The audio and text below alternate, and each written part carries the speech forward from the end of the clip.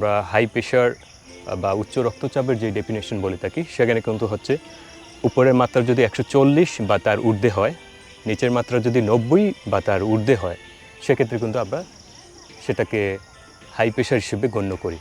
তবে এখানে এটা নিশ্চিত হতে হবে যে এটা যদি জাস্ট একবার বিপি মাপার পরে এরকম পেলাম তার মানেই তার উচ্চ রক্তচাপ, not like that. High pressure আমরা তখনই বলবো যখন তার এই যে সিস্টোলিক ব্লাড প্রেশার বা উপরের যে রক্তচাপ সেটা যদি 140 বা তার ঊর্ধ্বে পারসিস্টেন্টলি থাকে, এবং ডায়াস্টোলিক প্রেশার সেটা যদি 90 বা তার ঊর্ধ্বে থাকে পারসিস্টেন্টলি।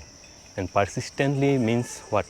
আপনি যদি স্বাভাবিক অবস্থায় পরপর 3 দিন ব্লাড প্রেশার মাপেন এবং 3 দিনই আপনার সিস্টোলিক ব্লাড প্রেশার 140 বা তার ঊর্ধ্বে, ডায়াস্টোলিক ব্লাড প্রেশার বা নিচের ব্লাড প্রেশার 90 বা তার ঊর্ধ্বে পান, সেক্ষেত্রে আপনার এটি উচ্চ রক্তচাপ হিসেবে গণ্য হবে। কিন্তু একটা সিঙ্গেল ওকেশনে আপনি ব্লাড প্রেশার মাপলেন, সাময়িক হাই পেলেন বা হাইপারটেনসিভ রেঞ্জে পেলেন, যেটা 140, 90 এই রেঞ্জ বা তার ঊর্ধ্বে, তার মানেই কনফার্ম না যে আপনার উচ্চ রক্তচাপ। সো আপনাকে পরবর্তী দিনে আরও কয়েকটি দিনে মেপে নিশ্চিত হতে হবে যে কনসিস্টেন্টলি ওই মাত্রায় থাকছে কি না। অনেকগুলো ফ্যাক্টর আছে যেগুলোর কারণে সাময়িক হাই ব্লাড প্রেশার হতে পারে বা ট্রানজিয়েন্ট হাই ব্লাড প্রেশার হতে পারে। সেই ফ্যাক্টরগুলো কী কী? 1 নম্বর হলো এক্সারসাইজ। আপনি যদি ব্যায়াম করে আসেন তখন কিন্তু আপনার রক্তচাপ বেশি পাওয়া যাবে।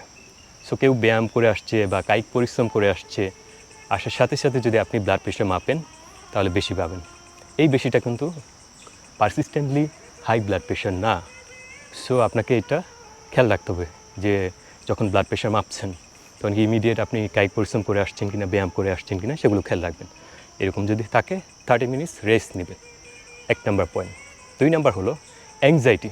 আপনি যদি কোনো মানসিক চাপে থাকেন, সেখান থেকে কিন্তু সাময়িক আপনার ব্লাড প্রেশার ফ্লাকচুয়েট করতে পারে, ব্লাড প্রেশার হাই হতে পারে। সো এই ফ্যাক্টরটাকেও আপনাকে খেয়াল রাখতে হবে যে আপনি অ্যাংজাইটিতে ভুগছেন কিনা।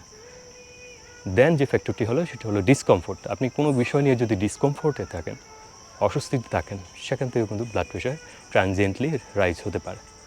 তারপর আনফ্যামিলিয়ার এনভায়রনমেন্ট, কোনো একটা এরকম পরিবেশ যেটা আপনার জন্য পরিচিত না, ধরেন ন্যাচারাল ডাইজেস্টার হলো বা একটা সাডেন অ্যাক্সিডেন্ট উইটনেস করলেন, এরকম আনফ্যামিলিয়ার এনভায়রনমেন্ট থেকেও কিন্তু আপনার সাময়িক ব্লাড প্রেশার রাইজ করতে পারে। আরও একটি ফ্যাক্টর যেটি হলো আপনি যখন একজন ডক্টরের কাছে যান এবং ডক্টর যখন আপনার ব্লাড প্রেশার মেজার করে, আপনার ভিতর একটা কনসার্ন কাজ করে, না জানি কোন রোগ ধরা পড়ে বা আপনার হয়তো কোনো সমস্যা আছে, এই যে একটা অ্যাংজাইটি, সেই অ্যাংজাইটি থেকে আপনার সাময়িক ব্লাড প্রেশারটা বেশি পাওয়া যায়।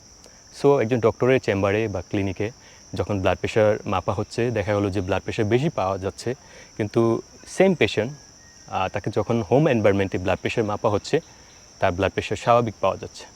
এই কন্ডিশনটাকে আমরা বলে থাকি white coat hypertension. White coat hypertension এটা কিন্তু পারসিস্টেন্টলি যে হাইপারটেনশন সেরকম না, এটা একটা transient rise of blood pressure just because of concern যে আমার কোনো রোগ ধরা পড়ে কিনা, ডক্টরের কাছে গেলে ওরকম একটা অ্যাংজাইটি কাজ করে মোস্ট অফ দ্য পেশেন্টের, তখন সাময়িক ব্লাড প্রেশার বাড়ে। সো এটার জন্য আপনাকে কিন্তু নিয়মিত প্রেশার ওষুধ খাওয়া লাগবে না। সো এই যেই ফ্যাক্টরগুলো বললাম, এই জিনিসগুলো একটু বিবেচনায় রাখতে হবে ব্লাড প্রেশার মাপার ক্ষেত্রে, যাতে অস্থায়ী ব্লাড প্রেশার রাইজ বা সাময়িক উচ্চ রক্তচাপকে আমরা স্থায়ী রক্তচাপ হিসেবে গণ্য না করি। আমরা যখন কাউকে উচ্চ রক্তচাপের রোগী হিসেবে কনফার্ম করব, তাকে কিন্তু সেই অনুযায়ী চিকিৎসা শুরু করতে হবে, এবং যার মেডিকেশন প্রয়োজন সেক্ষেত্রে কিন্তু লাইফ লং মেডিকেশন নিতে হয়। সো এটা যাতে ভুলভাবে না হয়, দেখা গেলো একজন সাময়িক উচ্চ রক্তচাপ, সেটার জন্য সে সবসময় প্রেশারের ওষুধ খাচ্ছে, তাহলে কিন্তু প্রেশার লো হয়ে যাওয়ার ঝুঁকি থাকে।